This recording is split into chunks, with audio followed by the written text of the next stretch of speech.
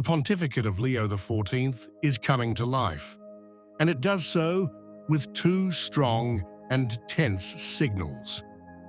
On the one hand, a nomination that brings to the forefront figures and dynamics that many thought were outdated. On the other hand, the silent but decisive return of the question of the female diaconate. Two distinct fronts, one question. Where is the Church really going? Stay until the end. In the muffled silence that accompanies the beginning of each pontificate, the choices that will often determine its trajectory are made. It is in this still undefined space that Pope Leo XIV began to move, revealing signals that deserve attention.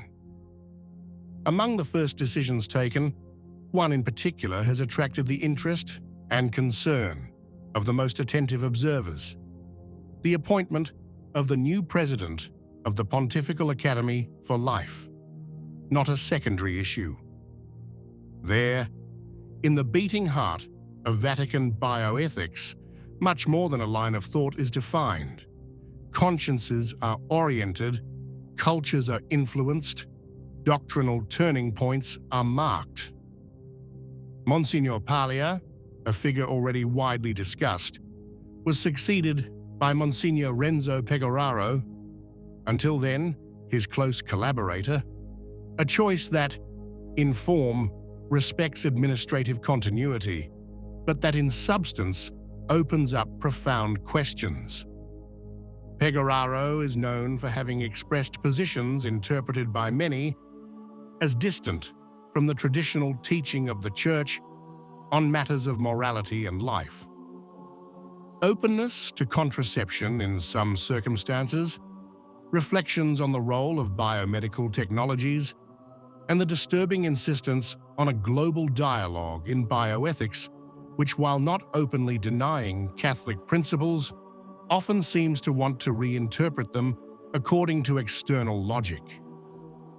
These are not direct accusations or obvious ruptures. This is what makes the issue more delicate. The most radical transformations never occur with bombastic declarations, but with imperceptible passages, with new words that replace consolidated concepts, with nuances that over time reveal themselves as paradigm shifts. The use of language, terms such as discernment, concrete pastoral care, accompaniment, becomes the vehicle of a new theological narrative, where the exception risks becoming practice and the particular case the new norm. The episode is not isolated. Looking back, one can glimpse links with recent periods of the magisterium in which the doctrine, although formally intact, has found increasingly elastic applications. The Pontifical Academy for Life, which once was a bulwark against any relativist drift, today appears to be pervaded by an internal tension between fidelity to tradition and openness to pastoral solutions, which, without denying the gospel, reformulate its application. All this in the context of a church that, in words, defends life in all its phases, but which in reality seems to give in to the language of the world. This is where the real stakes lie, not in the obvious scandal, but in the subtle normalization. Not in the direct rejection of the truth, but in its progressive fading. Because in this scenario, it is not clear whether we are faced with a considered strategy or an evolution that is not yet conscious. But the signs, for those who know how to read, are already all there. What is striking, even more than the individual statements or the people involved, is the horizon that all this allows us to glimpse. The growing impression is that of a church that is redefining itself not only in the content, but in the very structure of its moral thought.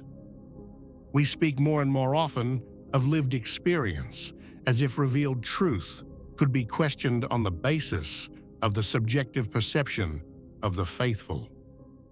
It is not a detail.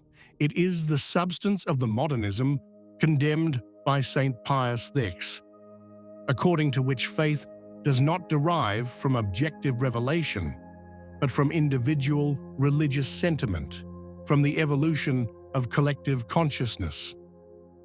This is where the appointment of Monsignor Pegoraro takes on a symbolic and strategic meaning, not so much for what he says openly, but for what he represents. And meanwhile, in the official lexicon, words like sin, sacrilege, transgression disappear, replaced by a therapeutic soft language that heals but does not convert, that accompanies but does not guide, that consoles but does not save. It is the ethics of empathy that replaces moral law, well-being that replaces truth. Meanwhile, at the very moment when it seemed that the push for female ordination had found a break with the arrival of Pope Leo XIV, a new current began to emerge from below, silent but stubborn. The emblematic case comes from Germany, a place now consolidated as a laboratory for every uncontrolled ecclesial experiment, where 9 women theologians have officially applied for admission to the seminary of Freiburg.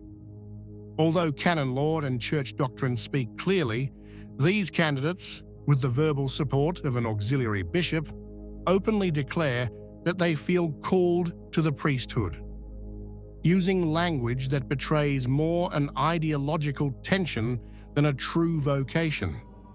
They speak of empowerment, of escape from impotence, and accuse the church of discrimination. A rhetoric borrowed more from the language of social movements than from the gospel. And yet, these demands find space, sympathy, and coverage within ecclesial structures increasingly permeable to worldly dynamics. The issue, however, does not stop at a symbolic or provocative gesture. There is a strategy underway. Increasingly, some dioceses are allowing women to enter seminaries to follow the same formative path as candidates for the priesthood, with the only difference that they stop before the final step, ordination. But the objective, never officially declared, is clear. The ground is being prepared for a reform that, at the right time, will find entire generations of deaconesses already ready, trained, inserted, and motivated, ready to be legitimized by the Church itself. The historical argument that deaconesses existed in early Christian communities is used as rhetorical support, even though no serious evidence supports the idea that they were ever sacramentally ordained. In reality, these were functional roles, similar to those of nuns today. But this does not prevent the promoters of the reform from projecting a modern agenda onto those ancient models. All this opens a new horizon and a concrete challenge for Pope Leo. His pontificate will inevitably be put to the test by these increasingly organized and ideologically based pressures. The temptation to open up on the female diaconate, presenting it as a pastoral compromise or harmless update, could represent the first step towards a profound redefinition of the sacrament of orders, a move that cannot be made without consequences. It is not just a matter of admitting someone more, but of rewriting what the Church has always professed about vocation, nature, and authority. And this is where one of the most important games of the coming years will be played, resisting the illusion that unity is built by giving in to the truth. For Leone, this will not be just a question of discipline. It will be a question of loyalty. What do you think? If you liked the video, comment, Amen. God bless you.